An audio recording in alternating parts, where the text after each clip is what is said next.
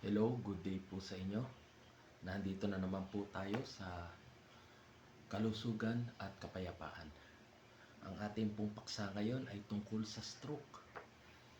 Napapanahon at marami ang nai-stroke ngayon sa kadahilan ng mga hindi nilang nalalaman sa kanilang mga paglabag sa batas ng kalusugan. Kaya ating pong tatalakayin ngayon ay ang stroke. Babasahin ko po sa inyo ito na dito po sa libro na ito. Pakinggan niyo pong mabuti. Ang stroke. Ang apoplexy o stroke na paralysis ay bunga ng pagkakalagot o rupture ng ugat sa utak at pagdurugo. Ang pagdurugo o hemorrhagia ay maaaring naging sanhi ng bara o kaya ay bumuong hangin sa ugat. Bunga na nga nito, nagkaroon ng paralysis o pagkawala ng pagkilos sa kalahating bahagi ng katawan, sanhi ng pagkapinsala ng utak.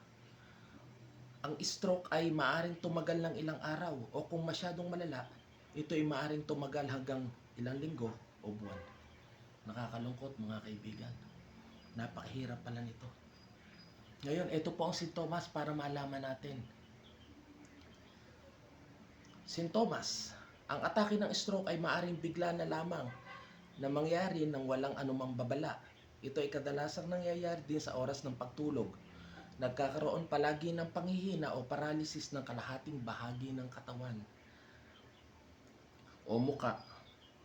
Kung ang kanang bahagi ang siyang epektado, nagkakaroon ng kahirapan sa pagsulat, pagbabasa at pagsusulat.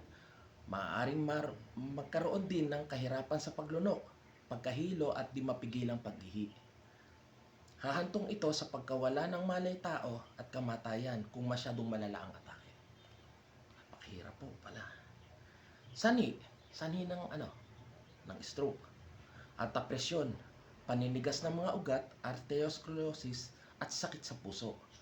Ang mga sanhi ng mga nabanggit na sakit ay kung gayon maituturing din sa parang sanhi ng karamdamang stroke. Tingnan ang mga paliwanag sa alta presyon at sakit sa puso. Ngayon dito po tayo sa lunas.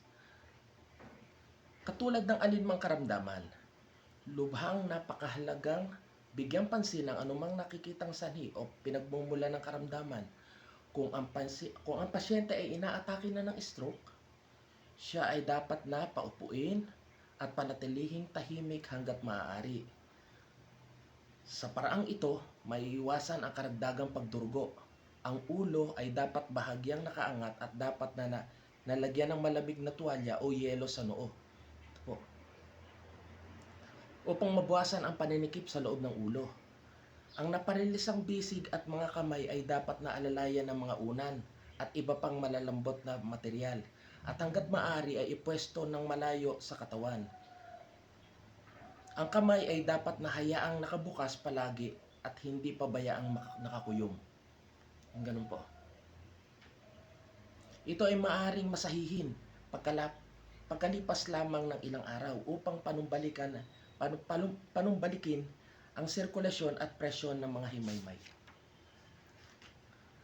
Dito po tayo sa pagkain. Mahalaga po malaman natin yung mga kakainin ng mga na-stroke.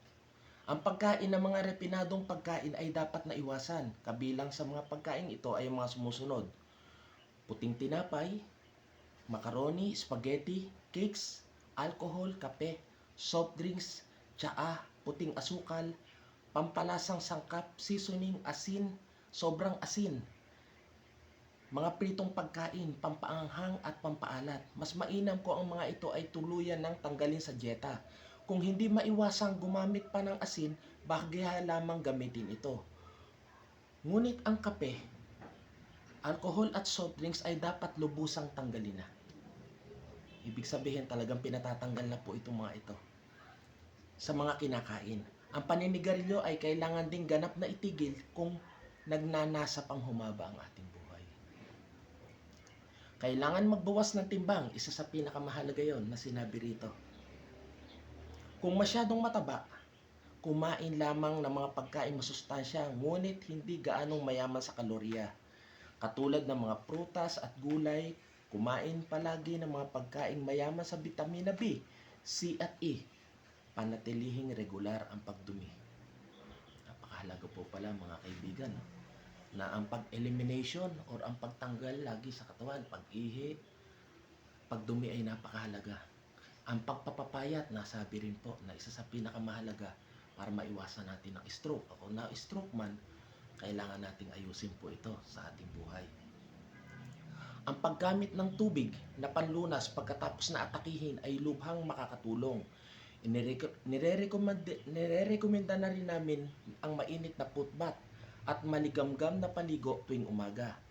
Ang pagsasagawa ng vapor bath or sauna ay napakahusay din, lalo na kung masyadong mataba ang pasyente. Uminom ng hanggang kalahating galon ng sariwang katas ng karot araw-araw.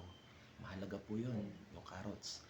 Pati na ng tsaa ng mga halamang gamot katulad ng mansanilya, herbabuena at gagabutan. Kumain ng maraming hilaw na celery, kinchay at bawang upang pababain ng presyon.